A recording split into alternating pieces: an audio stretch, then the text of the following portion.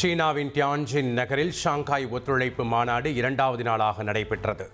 ரஷ்ய அதிபர் Vladimir Putin சீன அதிபர் ஜி ஜின்பிங்கை பிரதமர் மோடி சந்தித்தார். சீனாவில் SCO உச்சி மாநாட்டின் போது ரஷ்ய அதிபர் புட்டினுடன் சிறந்த சந்திப்பை நடத்தியதாக பிரதமர் மோடி கூறியுள்ளார். வர்த்தகம், விண்வெளி, பாதுகாப்பு துறைகளில் இருதரப்பு ஒத்துழைப்பை ஆழப்படுத்துவது குறித்து விவாதித்ததாகவும் தெரிவித்துள்ளார்.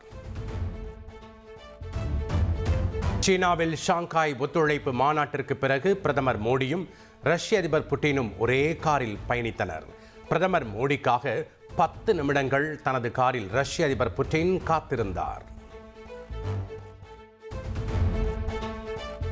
பஹல்காம் பயங்கரவாத தாக்குதலை கடுமையாக கண்டிப்பதாக ஷாங்காய் ஒத்துழைப்பு மாநாட்டில் கூட்டு தீர்மானம் நிறைவேற்றம். பாகிஸ்தான் முன்னிலையிலேயே உறுப்பு நாடுகள் கண்டனம் தெரிவித்துள்ளன.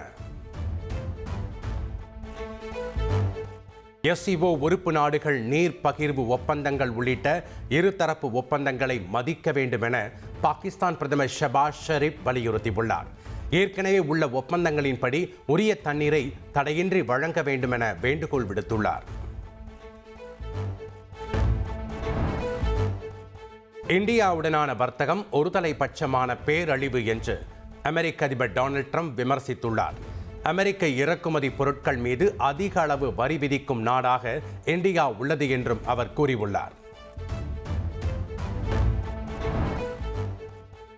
ரோந்து கப்பலில் வந்து கச்சத்தீவை பார்வையிட்டார் இலங்கை அதிபர் அனுரகுமார திசாநாயக்க. கச்சத்தீவை யாருக்கும் விட்டுக் கொடுக்க முடியாது என்றும் திட்டவட்டமாக தெரிவித்துள்ளார். இலங்கை கடற்படையால் கைது செய்யப்பட்ட தமிழக மீனவர்கள் 10 பேருக்கு தலா 1.5 கோடி ரூபாய் அபராதம் விதிக்கப்பட்டுள்ளது. அபராதத்தை கட்ட தவறினால் 18 மாதம் சிறை தண்டனை வழங்கப்படும் என இலங்கை நீதிமன்றம் எச்சரித்துள்ளது. 2 நாள் பயணமாக குடியரசுத் தலைவர் திரௌபதி முர்மு இன்று தமிழகம் வருகிறார். சென்னையில் தனியார் வங்கியின் ஆண்டு விழா, திருவாரூரில் மத்திய பல்கலைக்கழக பட்டமளிப்பு விழா உள்ளிட்ட நிகழ்ச்சிகளில் பங்கேற்கிறார். வாக்கு திருட்டு விவகாரத்தில் முதலில் வெளியிட்டது வெறும் அணுகுண்டுதான் என்று ராகுல் காந்தி பேசியுள்ளார். விரைவில் அதைவிட சக்தி வாய்ந்த ஹைட்ரஜன் குண்டு ஒன்றை போட உள்ளதாகவும் பீகாரில் வாக்காளர் உரிமை யாத்திரை நிறைவு நிகழ்ச்சியில் தெரிவித்தார்.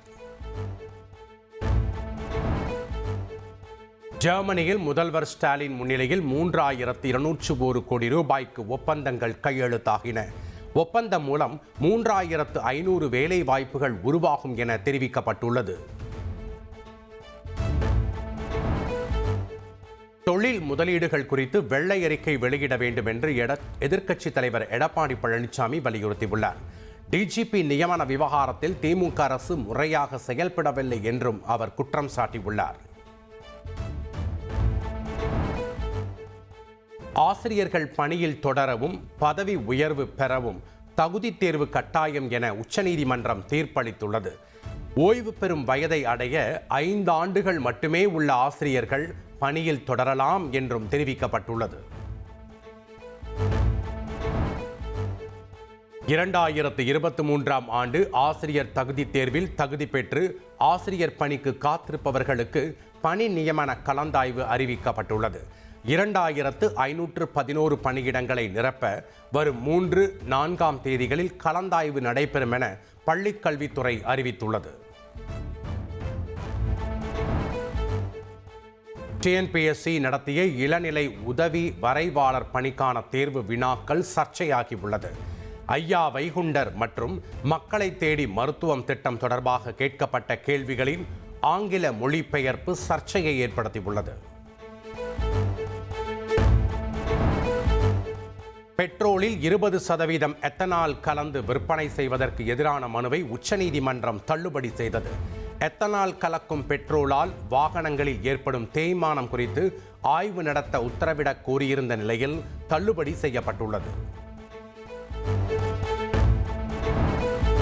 கேரளாவில் அமீபா தொற்றால் 3 பேர் பலியான நிலையில் தமிழகத்தில் நீச்சல் குளங்களில் ஆய்வு மேற்கொள்ள பொது சுகாதாரத்துறை உத்தரவிட்டுள்ளது.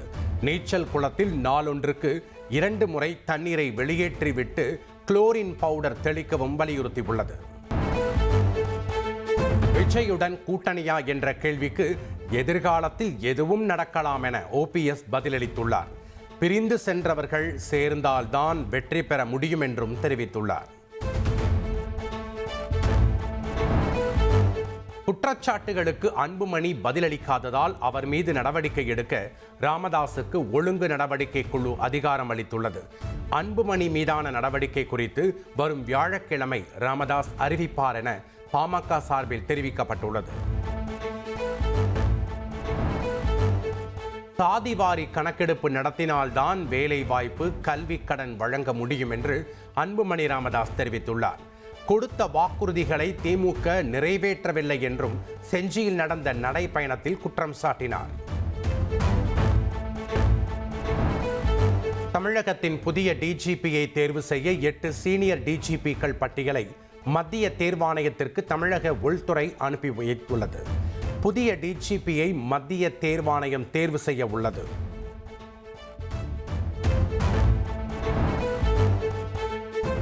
ராமநாதபுரத்தில் விமான நிலையம் அமைக்க கீழக்கரை, உச்சிப்புளி ஆகிய இடங்களை டிட்கோ தேர்வு செய்துள்ளது. விமான நிலையத்திற்கான சாத்தியக்கூறுகளை இந்திய விமான நிலைய ஆணையம் ஆய்வு செய்ய உள்ளதாக தகவல். அரசியல்வாதிகளுக்கு எதிரான வழக்குகளில் தாமதம் ஏன் என சென்னை உயர்நீதிமன்றம் கேள்வி எழுப்பியுள்ளது. முன்னாள் அமைச்சர்களுக்கு எதிரான நிதி முறைகேடு புகார்கள் மீது விரைந்து நடவடிக்கை எடுக்க வேண்டும் என்றும் காவல்துறைக்கு உத்தரவிட்டுள்ளது. கடந்த ஆண்டு ஆகஸ்ட் மாதத்தை விட இந்த ஆண்டு ஆகஸ்ட் மாதத்தில் GST வசூல் 6.5% அதிகரித்துள்ளது. கடந்த ஆண்டு ஆகஸ்ட் மாதம் 1.74 லட்சம் கோடி ரூபாய் GST வசூலாக இருந்த நிலையில் இந்த ஆண்டு 1.86 லட்சம் கோடி ரூபாய் GST வசூல் கிடைத்துள்ளது.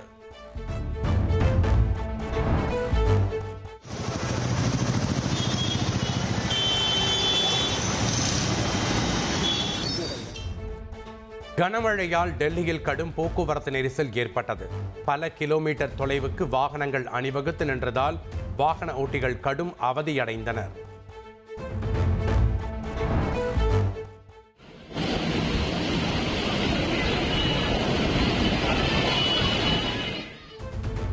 ஹரியானா மாநிலம் ஜார்ஜர் நகரில் இடைவிடாது பெய்த கனமழையால் நகரின் பெரும்பாலான பகுதிகளில் மழைநீர் தேங்கியது.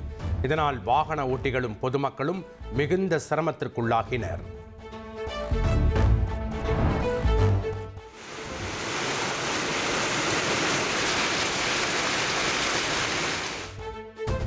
நீலகிரி மாவட்டம் கூடலூரில் தொடர்ச்சியாக 4 மணி நேரம் கனமழை கொட்டி தீர்த்தது. தொடர் மழையால் கடும் குளிர் நிலவுவதால் மக்கள் அவதி அடைந்துள்ளனர்.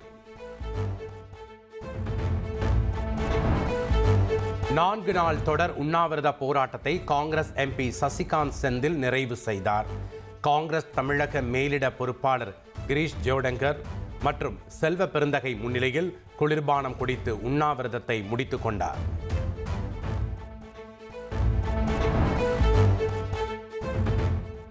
ஆவணி 4ஆம் தேதி சுபமுகூர்த்த தினத்தை முன்னிட்டு தமிழகத்தின் அனைத்து சார் பதிவாளர் அலுவலகங்களிலும் கூடுதல் முன்பதிவு டோக்கன்கள் ஒதுக்கீடு செய்யப்படுகிறது.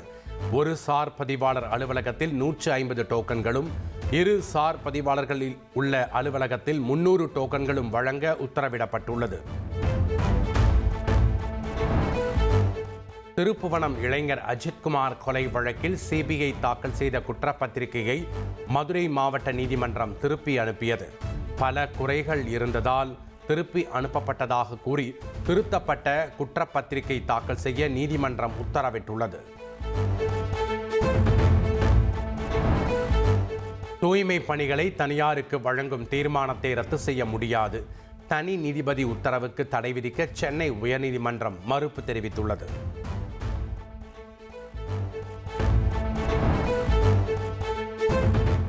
தனியார் நகை கடைகளுடன் சேர்ந்து மோசடியில் ஈடுபட்டதாக சென்னை விமான நிலைய சுங்க அதிகாரிகள் 4 பேர் உட்பட 10 பேர் மீது CBI வழக்கு பதிவு செய்துள்ளது.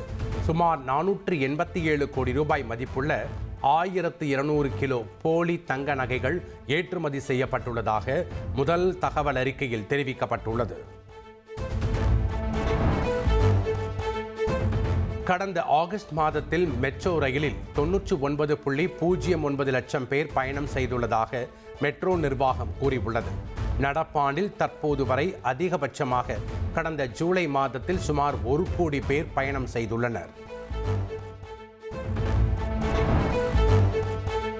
ஆன்லைன் மூலம் ஆர்டர் செய்த உணவில் இறந்த கரப்பான் பூச்சி கிடந்த விவகாரம்.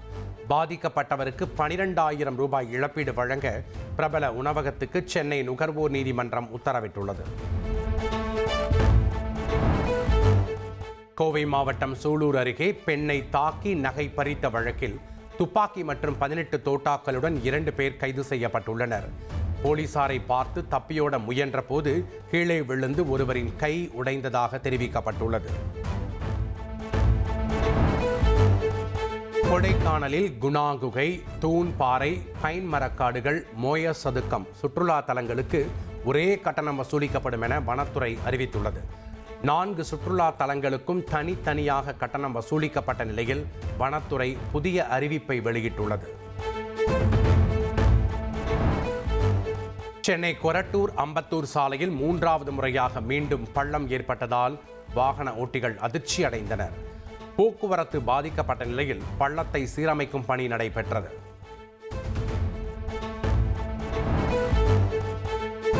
கூலி திரைப்படத்தில் நடிகர் ரஜினிகாந்தின் குரலுக்கு AI தொழில்நுட்பம் பயன்படுத்தப்பட்டதாக இயக்குனர் லோகேஷ் கனகராஜ் தெரிவித்துள்ளார். சினிமா துறையில் AI தொழில்நுட்பத்தின் ஆதிக்கம் இருக்காது, ஆனால் உதவி இருக்கும் என்றும் கூறினார். தெருநாய் விவகாரம் தொடர்பாக தனியார் டிவியில் நடைபெற்ற நீயா நானா நிகழ்ச்சியில் நடந்தது என்ன என விளக்கம் அளித்து நடிகர் படவா கோபி, நடிகை அம்மு வீடியோ வெளியிட்டுள்ளனர். நிகழ்ச்சியில் தான் பேசியது எடிட் செய்து ஒளிபரப்பு செய்யப்பட்டுள்ளதாக நடிகர் படவா கோபி குற்றம் சாட்டினார். எல்லாருமே பார்த்தது ஒரு எடிட்டட் எபிசோட். இந்த மாதிரி ஒரு எபிசோட விஜய் டிவியில் போடுவாங்கன்னு நான் சத்தியமா எதிர்பார்க்கவே இல்லை. அந்த unedited version of the episode அதை நீங்க போடுங்க. அப்படியே நீங்க என்னுடைய பேச்சால உங்களுக்கு யாருக்காவது காயமடைந்தீர்கள், பாதிக்கப்பட்டவர்கள், உங்களுக்கு அது தப்பா தோணுச்சுன்னா தயவுசெய்து என்னை மன்னிச்சிடுங்க. நான் அந்த மாதிரியான எந்தவித ஒரு எண்ணத்திலையுமே நான் இதில் கலந்துக்கல. நீயா நானா நிகழ்ச்சியால் பாதிக்கப்பட போவது வாயில்லா ஜீவனும் நாங்களும் தான் என நடிகை அம்மு ராமச்சந்திரன் கூறியுள்ளார். பொதுமக்களின் வெறுப்பை சம்பாதிக்க நிகழ்ச்சிக்கு செல்லவில்லை என்றும் பேசியுள்ளார். 8 மணி நேரம் ரெக்கார்ட் பண்ண ஒரு விஷயத்த வெறும் 45 நிமிஷம் எடிட் பண்ணி போட்டிருக்காங்க. இதனால பர்சனலா பாதிக்கப்பட போறது அந்த வாயில்லா ஜீவன்கள் மற்றும் நாங்க எல்லாரும் தான். கண்டிப்பா ஒரு நல்ல சொல்யூஷன் கிடைக்கும் அப்படிங்கிறதுக்காக தான் போகணுமே தவிர மத்தபடி உங்க வெறுப்பை சம்பாதிக்கணும் இல்ல உங்க மனசை ஹர்ட் பண்ணணும் அப்படிங்கிறது கிடையாது.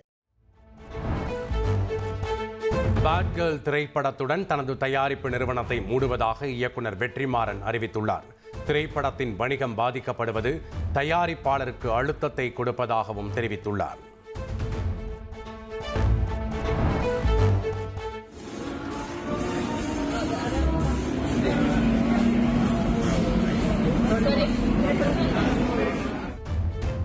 சென்னையைச் சேர்ந்த 13 வயது இளம் ரேசர் ஜேடன் இமானுவேலிடம் ரேசர் அஜித்குமார் ஆசையாக ஆட்டோகிராஃப் பெற்றார்.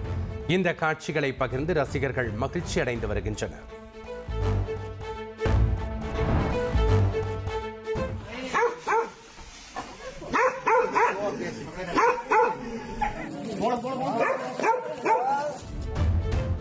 உத்தரகாண்ட் மாநிலத்தில் பாம்பு பிடி வீரர்களை ராஜநாகம் தாக்க முயன்றதால் பரபரப்பு ஏற்பட்டது. நூல் இழையில் தப்பிய பாம்பு பிடி வீரர்கள் நீண்ட போராட்டத்திற்கு பிறகு ராஜநாகத்தை பிடித்தனர். ஆப்கானிஸ்தானில் ஏற்பட்ட சக்தி வாய்ந்த நிலநடுக்கத்தில் சிக்கி உயிரிழந்தவர்களின் எண்ணிக்கை 800-ஐ தாண்டியது. 2500 பேர் காயமடைந்த நிலையில் பாதிக்கப்பட்ட இடத்தில் மீட்பு பணிகள் தொடர்கின்றன.